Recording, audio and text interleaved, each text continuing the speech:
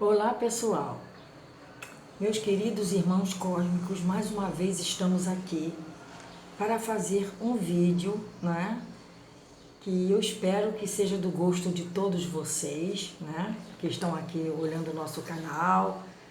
Agradeço a todos os mentores, né? Por permitirem a presença de vocês aqui. Eu que sou uma pessoa que respeito demais todos os mentores de todas as linhas, todos os seres e consciências que trabalham para a luz. Eu respeito e amo do fundo do meu coração.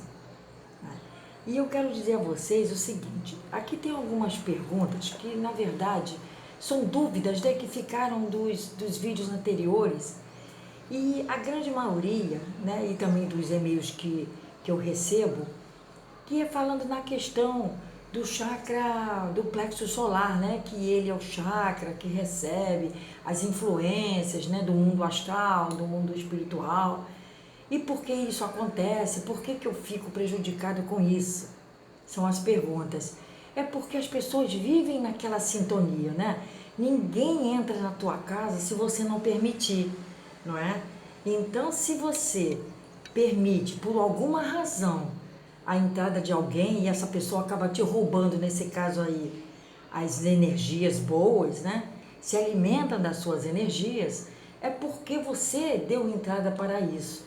Então, como a gente muda isso? A gente muda isso pela nossa vibração do pensamento, de palavras e atos bons, né? Pensar no bem, ajudar da forma melhor que você puder a alguém. É assim que a gente vai mudando a nossa vibração. A nossa vibração, ela pode ser medida pela radiestesia. É por isso que naqueles vídeos dos entes queridos, a gente vê onde aquela consciência se encontra, né? Sem precisar estar fazendo nada em centro de umbanda, nem centro de kardecismo, nem centro de nação. A gente não precisa ver a situação que está aquele espírito, porque normalmente, como eu já falei no vídeo anterior, e isso é errado, né? Vamos dizer assim, tirar aquele obsessor, tirar aquele espírito que está influenciando aquela pessoa e jogar aquele espírito assim, né? Perdido por aí pelo espaço. Eu já expliquei isso, né? Por quê? Porque ele não pode ficar jogado por aí, né? Porque tem entidades, né, com vínculos tão fortes com a pessoa, com a vítima, né, que está obsidiada, encarnada, que não são qualquer simples palavras, né, de evangelização assim de alguns minutos que vai fazer com que ele saia. Não vai fazer, não é? E às vezes são espíritos renitentes naquele mal que estão ali fazendo, né? Às vezes até magos negros, devido às associações com o passado, e que não saem de um minuto para o outro, não sai com uma só palavra. Assim, dessa forma que é usado o trabalho de evangelização nos centros. Em alguns centros, né? Que outros nem isso usam. Então, são arrancados naquele momento. O que acontece? A pessoa dá uma melhorada e depois volta tudo. Porque não tem como, né, não voltar isso tudo. E isso, pessoal, é uma das leis da apometria, que é a lei da influência dos espíritos desencarnados em sofrimento, vivendo ainda no passado, sobre o presente dos doentes obsediados, ou seja, dos encarnados que estão obsediados, né? Então, o anunciado dessa lei é a seguinte, o enunciado. Enquanto houver espíritos em sofrimento no passado de um obsidiado, tratamentos de desobsessão não alcançarão pleno êxito, continuando o enfermo encarnado com períodos de melhora, seguido por outros de profunda depressão ou de agitação psicomotora, né? Então, o que se faz com a apometria? Esse primeiro a gente atende os obsessores, né? Primeiro os obsessores são os atendidos. São eles que se encontram em volta, né, ali do paciente. Aí a gente vai retirar eles, né, para instâncias do astral especializadas no tratamento de tais casos. Então, tais casos eles são retirados, os mentores levam para tratamento, né? Nunca se deve esquecer que o obsessor ou qualquer sofredor porque o obsessor é um sofredor também, né? Eu já expliquei isso. Só se atende uma única vez. É isso que eu sempre explico para vocês, pessoal. No desdobramento apométrico, ele é retirado e atendido uma única vez, tá? Se for bem feito o tratamento, com assistência espiritual devida, todos os espíritos malfazejos serão retirados definitivamente, num único contato, né? Deixar obsessores soltos após breve esclarecimento evangélico, como se faz nas sessões kardecistas, é um erro. Não é com um simples diálogo de alguns minutos que se demovam, né? Perseguidores renitentes do passado, ou magos negros. Aquela época ali que eu falei que tem ainda aqueles espíritos que vêm vindo na vida da pessoa, que estão até 2.500 anos, até 3.000 anos antes de Cristo, que já vem já daquela época.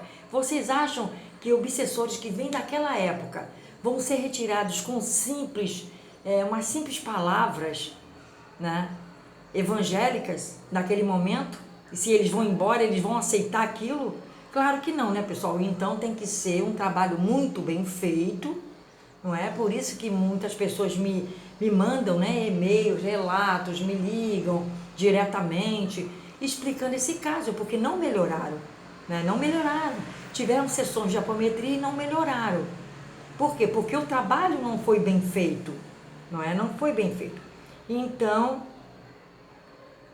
a espiritualidade reafirma que esse tipo de procedimento que eu estou explicando aqui, clássico, torna o trabalho inócuo e até prejudicial. Por que prejudicial? Porque o espírito vai embora, ele fica também sofrendo mais no astral, depois ele volta, o obsidiado, que é o encarnado, dá aquela melhorada, pensa que tudo vai dar certo, daqui a pouco volta tudo novamente, porque ele não foi retirado e ele volta devido à afinidade, né, vibracional.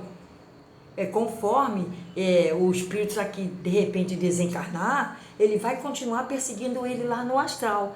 Por isso que muitas vezes, né, pessoas que suicidas, pessoas que mataram alguém, né, e que fizeram, igual a gente está vendo esses casos aí, né, que matou o bebezinho, a mãe se juntou com o padrasto e matou o bebezinho de 2 meses.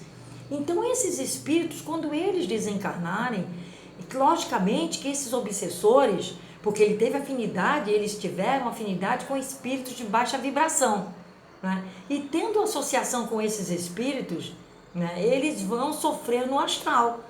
Eles não vão ser assim, ficarem livres dessa perseguição de forma nenhuma, né? Porque em pleno século XXI, uma mãe que se junta com o padrasto, né, e executa um bebezinho, queima o corpo, joga no rio. O que é, a gente sem julgamento, né, que nós não somos ninguém para julgar, mas dá para a gente entender por aí, para onde vão esses espíritos que fazem uma barbárie dessa. Tudo bem que por detrás disso, nós temos, né, o espírito do bebezinho, que ele pode ter pedido esse tipo de resgate por alguma coisa que ele fez no passado. Então ele vem nesta família, né, para que ele consiga ter esse resgate. Um bebezinho de 2 meses é um espírito que resgatou só 2 meses de vida aqui na Terra, né? Ele praticamente não sentiu nada, né, aqui no corpo físico, porque ele não tinha ainda, né, aquela capacidade de discernir o que ele estava fazendo aqui na Terra. Mas no mundo espiritual, ele está lá na colônia dos bebezinhos, das criancinhas, né, e vai voltar a reencarnar pela última encarnação sem ser essa do bebezinho, né? Ele cumpriu esse resgate e ele vai voltar, assim ele como outros também que a gente vê por aí, né? Que as mães jogam no rio, botam no saco plástico, essas coisas assim, não é?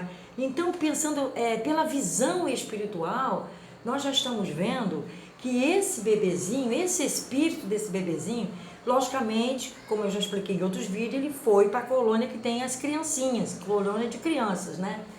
Mas ele resgatou, né? Agora ele vai ficar lá um tempo, os mentores vão acertar todo aquele perispírito, né? Para que ele volte à Terra, né? Em outra missão, numa missão talvez de um espírito já que desencarnou em fase de adulto, como eu já expliquei em vídeo mais para trás, sobre essa questão aí, como ficam as crianças no mundo espiritual. Se vocês quiserem ver, como eu sempre, pessoal, eu não guardo qual é o link, são mais de 500 vídeos, então para mim fica difícil guardar link, mas dá para vocês procurarem, tá? Então, para vocês verem aqui, que somente uma apometria bem feita é que faz com que isso seja retirado, esses tipos de obsessores, renitentes do passado, né? Esses espíritos que estão tão ali perseguindo, que eles não vão aceitar ser tirados com uma simples evangelização de alguns poucos minutos, não é? Tem que haver um desdobramento, né, muito sério, para saber ir lá abrir o portal da pessoa, das últimas encarnações da pessoa, até se descobrir qual a encarnação que está fazendo aquele problema. Tem que se fazer isso, é abrir lá, pedir permissão, os mentores abrirem o registro acástico da pessoa, né, para saber em que vida passada aquilo aconteceu, né, para que esses espíritos aí, que estão agora de obsessores, que eles ficam, né, pedindo a vingança, né, clamando por vingança, ele se veja o que aconteceu para que seja tratado. Somente a apometria vai fazer isso. Na minha página holística, Sueli Freitas, terapeuta holística, do Facebook, eu tenho lá toda a listagem de tudo que a apometria pode fazer, né? Inclusive Goécia, né, que é a magia negra, e essas entidades do passado remoto, né? As arquepadias, né, que são as magias de um passado remoto, bem remoto mesmo, que é da época de 2.500, 3.000 anos antes de Cristo, que os espíritos vêm, né, talvez até de outros lugares, de outros orbes, né, reencarnam aqui para resgatar, e esses obsessores perseguem e vêm perseguindo ao longo do tempo, porque eles não aceitam nem reencarnação. Às vezes a reencarnação é compulsória, mas a espiritualidade também pesa na balança o que foi feito com aqueles espíritos, né? Tudo há uma justiça divina. Para tudo há uma justiça divina. Vocês estão compreendendo?